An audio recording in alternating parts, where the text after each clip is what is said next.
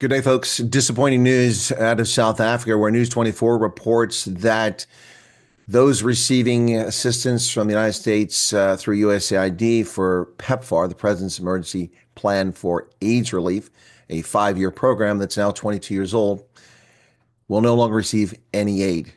President Trump has ordered immediate end to USAID funding for HIV organizations in South Africa is a headline from News 24. What we don't know is if these letters have gone out to other recipients of PEPFAR money around the world, particularly in Africa. According to News 24, PEPFAR-funded HIV organizations in South Africa woke up this morning to letters telling them that their grants have been ended permanently. The letter tells them that your award is not aligned with the agency priorities and that continuing this program is not in the national interest. The document also instructs them to immediately cease all activities, terminate all subawards and contracts, and avoid incurring any additional obligations chargeable to the award beyond those unavoidable costs associated with the termination notice.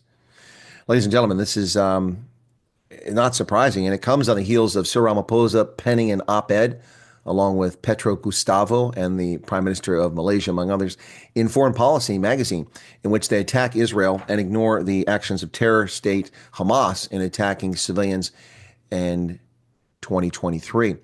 Attacking U.S. foreign policy interests directly, ratcheting up the tension between Washington and Pretoria, which leads me to the conclusion over the past several days that because the actions of South Africa, the African National Congress apparently isn't stupid.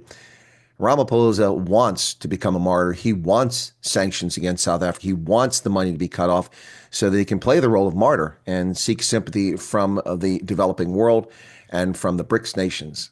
The problem is that he wants sanctions, but nobody's coming to rescue South Africa, at least not yet. Even the European Union has offered no money. Now that PEPFAR funding is cut permanently, we'll see what happens. Now, this may face a court challenge. The left loves to file court challenges against every action. If Donald Trump wakes up and says the sky is blue, they'll go to a federal court and say, Donald Trump lied, the sky is orange. Yeah, so we'll see what happens here. But this is what the letter says. I cannot find the actual letter from the U.S. government. I'll continue to seek that. But in the meantime, this is the letter as it appears printed on the News 24 website. Dear implementing partner, that would be the third-party contractors and non-government organizations that work with U.S. government. This award is being terminated for convenience and in the interest of the U.S. government pursuant to a directive from U.S. Secretary of State Marco Rubio.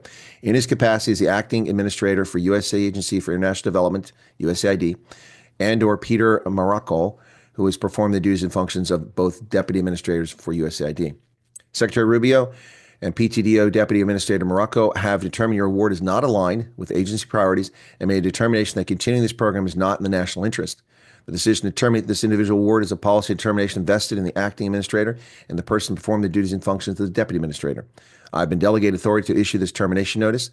Detailed instructions will follow, and a formal modification amendment to memorialize this action is forthcoming. Immediately cease all activities, terminate all subawards and contracts, and avoid incurring any additional obligations chargeable to the award beyond those unavoidable costs associated with the termination notice. Kindly confirm receipt of this termination notice via electronic email response to the sender. Now, when President Trump suspended all foreign aid on January 20th of 2025, when he did that, there was a lot of knuckle bending and teeth gnashing coming from especially South Africa about how PEPFAR had been turned off, when in fact that wasn't the case. Those were lies. The overreaction of the actors in South Africa claiming that that was the case. And then, of course, that was clarified by Secretary of State Rubio on the 20th of January when it issued a humanitarian waiver to make it clear that aid could continue. Now, as an aside, the payment system, Phoenix, that USAID uses, that's the name of the electronic system, apparently there were some glitches. So for practical purposes, some of these organizations weren't getting the money, even though they're authorized it. So fair enough. But now you're getting nothing. It's ended. Now the complaining can actually start because it's gone.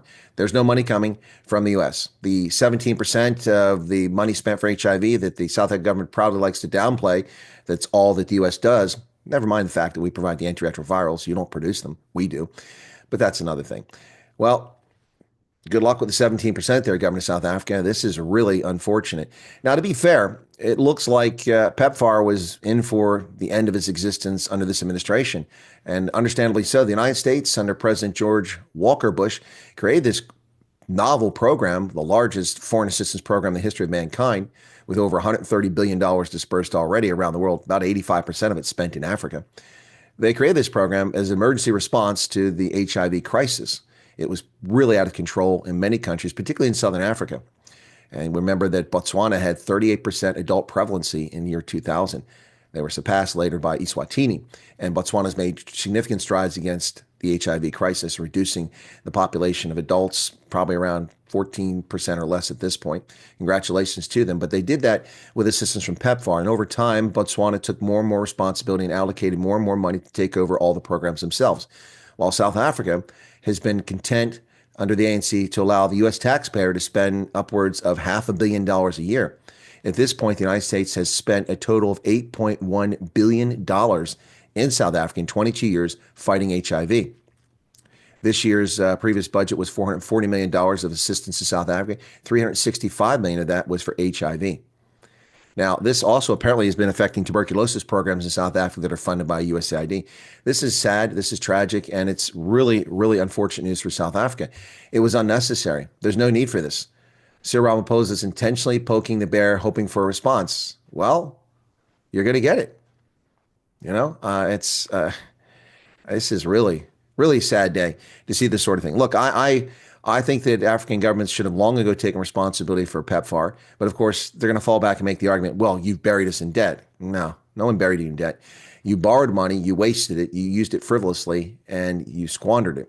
And on top of that, you were given tons of aid. At some point, you have to take responsibility for your actions. These governments that keep taking money and then keep blaming other people. This liberal white Western guilt only gets you so far, and apparently we've reached the end station of liberal white guilt. You aren't going to be able to guilt people anymore into giving you money by screaming racism or neocolonialism. It isn't going to work. So what do we do now? Well, there will be people who directly suffer from this, or the government of South Africa is going to have to shift very quickly funds from somewhere. I don't know where they're going to get it from. There's no money in the coffers. That's why they're trying to raise VAT. You have to shift money to cover antiretrovirals. The good news is a lot of these organizations kind of saw this coming, and they've been stockpiling. So there might be a buffer to help South Africa. In the meantime, I would turn to Tokyo Sexwally and Cyril Ramaphosa. These people got billions of dollars. Ask them to cough a few tens of millions of dollars to pay for antiretrovirals for South Africans. It's not that big a deal. They can afford it. Can't they? Why not? We'd ask Latuli House for the money, but we know they have no money. Otherwise, they wouldn't need someone to bail them out for their debt from the previous election, as well as pay for the birthday party last year in Umbombela Stadium in Nelspruit. Anyway, folks, tragic news from South Africa. But for the American taxpayer, well, we're off the hook for $500 million a year to South Africa. Looks like permanently, unless a lawsuit comes and forces the president to spend the money. Wow. Well, what will Cyril Ramaphosa do next to upset President Trump? Your guess is as good as mine.